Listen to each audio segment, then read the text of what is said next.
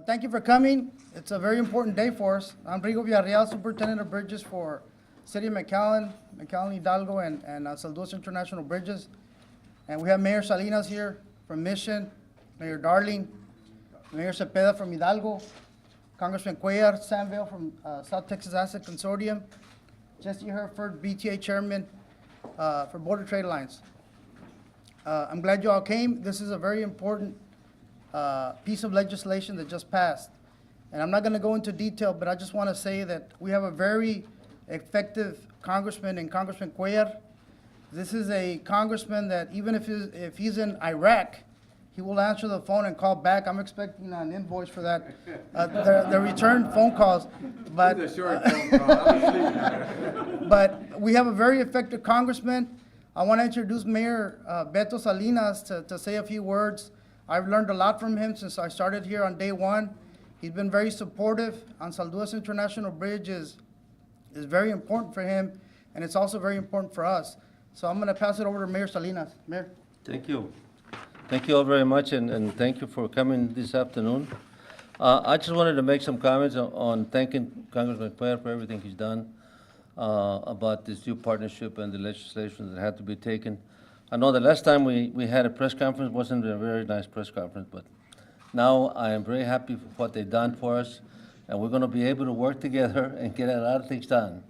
But sometimes we say things that come into our mind because we want to be able to start and get things done. So after maybe a year ago was when we had the last press conference, we couldn't get things done with the federal people, but thanks to Congressman Cuellar and Senator Cornyn and everybody else in Washington for allowing us to have this new law that would permit us to get things done together. And I'm so happy that we're going to be able to do that. And this bridge means a lot to our people in Mission and McAllen and Hidalgo, and it's going to be the future bridge for everybody in the Valley. We know we get a lot of calls from a lot of people in Mexico asking us when we're going to be able to get the truck traffic into Anzalduas. We tell them that it's only going to take us a few more months, maybe in 2015, we can have all these things ready. So again, I want to thank the congressman and everybody else that was involved in getting this new law and our partnership together with the federal government. With that, I'd like to introduce to you a good friend, Mayor Jim Darling, who has been a friend of ours for a long time, and now he is the Mayor of McAllen. Jim? Thank you, Mayor. And Rigo, I've learned a lot from Mayor Salinas. He's been telling me how to do things for about 30 years now, and so I've picked up a lot of that. Keep doing that. Congressman Cuellar, I want to thank you for all your efforts. This is an exciting time for us, for both the bill that's going to provide needed border protection for people down here in our area, but also the work that STAC did in Vale relating to the public-private partnership. You know, I've talked to some developers from Monterey, and they said, you know, there's nothing like Santa Semana week. You get on the Autopista for 2 hours, and then wait at the bridge for 4 hours to get across the border. So we think there's opportunities to work with the federal government where we can pay for overtime, where we get Mexican shoppers and tourists over to our area much more quickly and more efficiently. We think there's opportunities for public-private partnership to work with the maquiladoras and the federal government to get needed commerce over the bridge in a much more efficient fashion. So we certainly welcome this. As it relates to our bridge here, it's an opportunity for us to use the $7 million that we got a grant from the state of Texas to provide for 2 more lanes going northbound and southbound facilities to increase the important commerce between our 2 countries. So this is a really exciting time for us. It's great opportunities, I think, that we'll take advantage of. And Congressman, thank you very much for the work that you've done towards that. Thank you. Good afternoon. I'm Mayor Martin Cepeda from the city of Hidalgo. This is great news, this piece of legislation that just passed.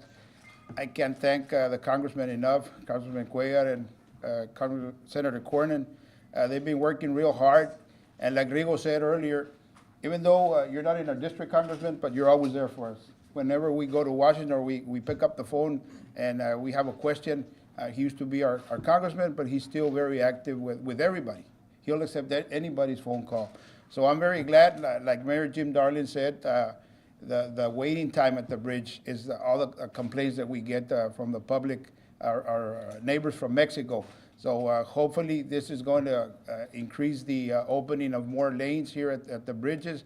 So we're very excited that this piece of legislation passed, and can't thank the senator and the congressman enough for the help he's done for Anzalduas and the McAllen Hidalgo Bridge. So thank you very much. Nomás quería dar las gracias a todos ustedes por estar aquí esta tarde y agradecerle mucho al congresista Cuellar y al senador Cornyn por esta legislación que pasó.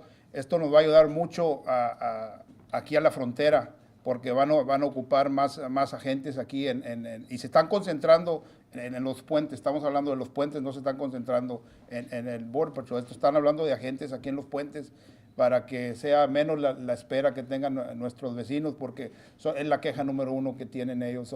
Otra vez agradecerle al congresista por su ayuda y pues estamos bien contentos. Muchas gracias, buenas tardes.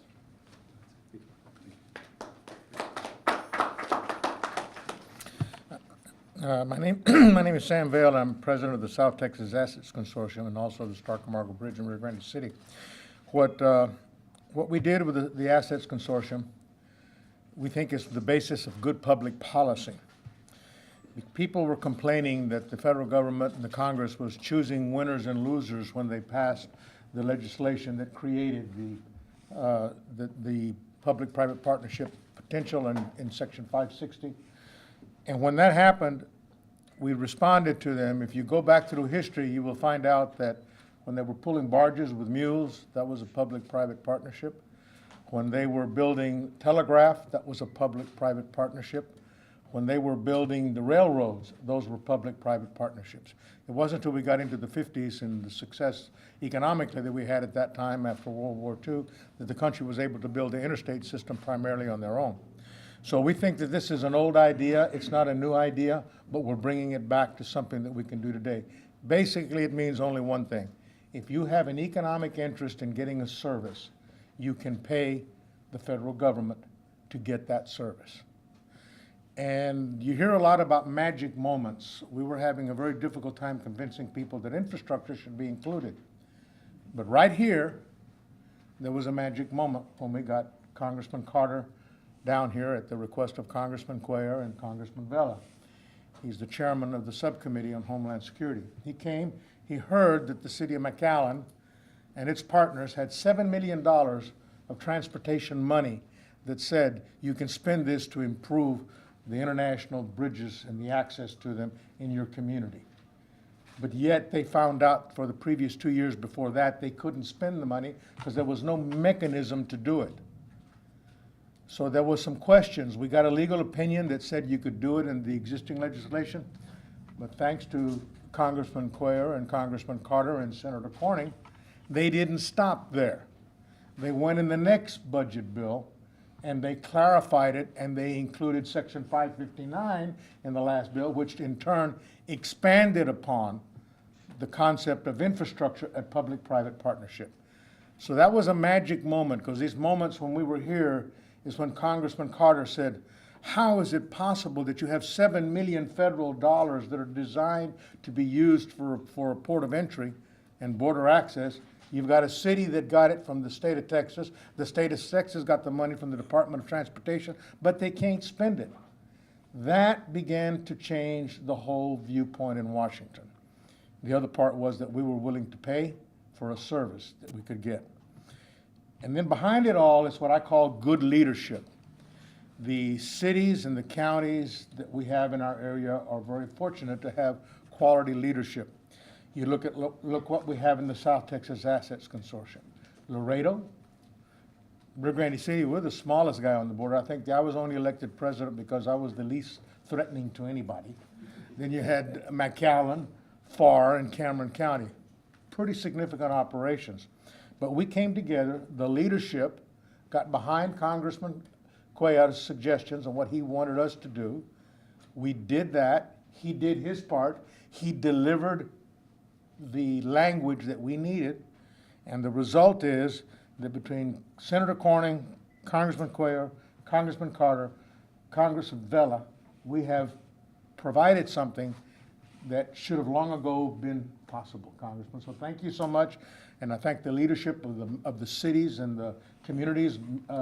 Where's Mayor Salinas? He's old Stark County boy. That's why he does that. All of the leadership that they have each provided has made it possible for private sector guys like myself and others to do the things that we do. Rigo Villareal, where's Rigo?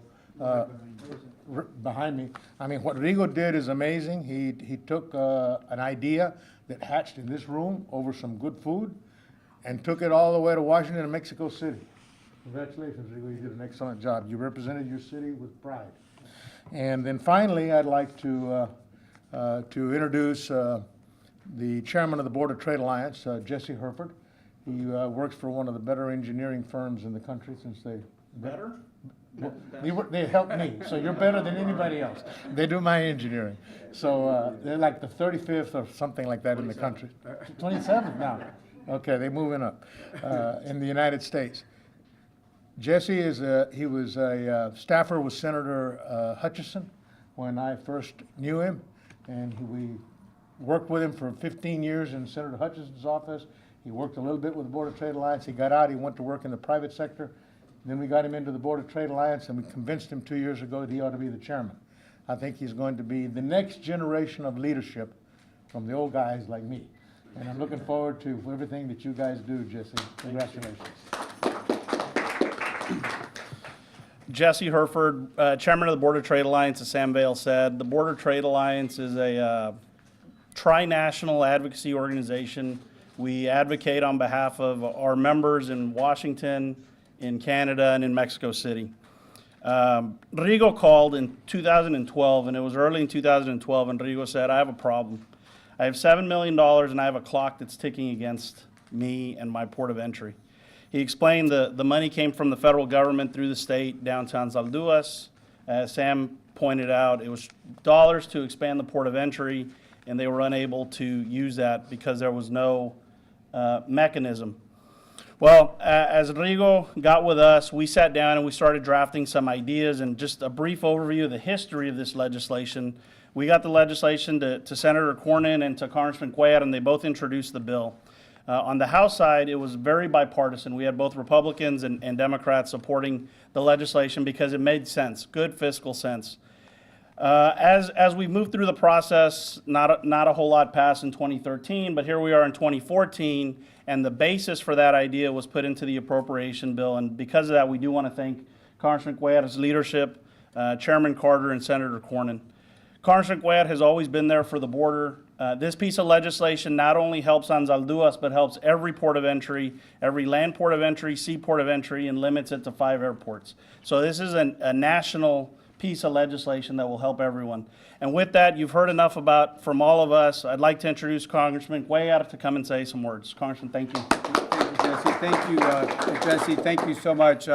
First of all, I certainly want to thank the 3 mayors, Beto and Jim and Martin.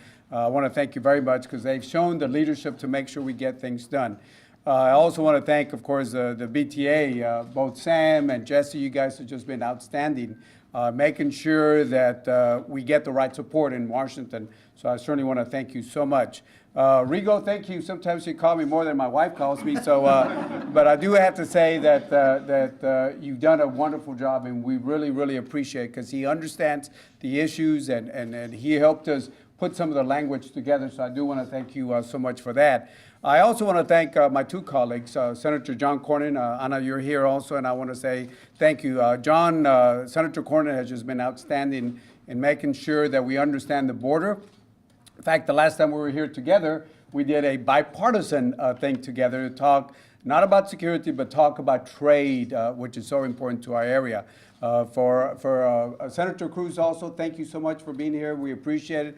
We look forward to working with them to make sure that we balance trade and tourism and border security here. Now, let me talk to you quickly about 3 points that I think are important here today. First thing is the public-private partnership that you mentioned. Simply what it is, it's a mechanism that we added in the appropriation bill working with John Carter as the chairman of Homeland, working with the chairwoman on the Senate side, Mary Landrieu of the Appropriations for Homeland, and the rest of the team, we were able to put together. What it does, it allows a mechanism where the private sector can come in, and if the private sector wants to put money in infrastructure because the federal government doesn't have enough money, they will let us. So it's the private sector and the local government, which is a $7 million money that's been waiting here, CBI money that's been waiting here for a while, that would allow now, without a doubt, to use that as a mechanism to put infrastructure so we can move trade, tourism faster. Point number one. Point number two has to do that for the first time, the Appropriations Committee did not put new monies for Border Patrol, because as you know, and I'm for the men and women in green, but there's always been an emphasis on Border Patrol. For the first time, there's an emphasis on the men and women in blue, which is Customs. And we have now 2,000 new CBP officers. The first 700 to be hired this year, then the other 1,300 to be put in. There's already a staff model already, and when we meet with the secretary in a few minutes, we got to make sure we remind them that this area, from the Laredo area down, is one of the busiest areas. And if you look at the Standard & Poor's report that came out on the 20-year anniversary of NAFTA, they talked about the 3 countries where trade has gone so much. And then they put, besides Canada, Mexico, and the United States, they put the 4th country will be Texas, because we literally have half of everything between the U.S. and Mexico comes through this area. So therefore, we got to make sure we get our fair share of our men and women in blue. The other thing is a little bit important because it goes around on the Mexican side. I was able to add an extra $10 million. I was hoping to put 100, but I'll take 10 million for the first time to increase the economic assistance to Mexico. And my intent, and I just got off the phone with the USI director to make sure they understand what we meant by that, is that every country, 1% of the whole federal budget goes to federal assistance to other countries. Mexico gets one of the least. Israel, Egypt, Pakistan, other countries get most of it, but Mexico gets a little bit. So the little bit of money we put in has to be not only to help them, but to help us. That extra money, and hopefully more money in the future, is to do infrastructure technology on the Mexican bridges. So therefore, we do our work, and we help the Mexicans do their part, and therefore we're connecting. For example, a lot of times you can have a license plate reader on this side and maybe none on the other side, or another license plate reader on the Mexican side. They don't talk because they're different generations, so we got to make sure that those technology talk to each other. So there's 3 things: the public-private partnership, the 2,000 CBP officers, and money to be used on the Mexican bridges so we can move traffic faster. What's good for them is going to be good for us.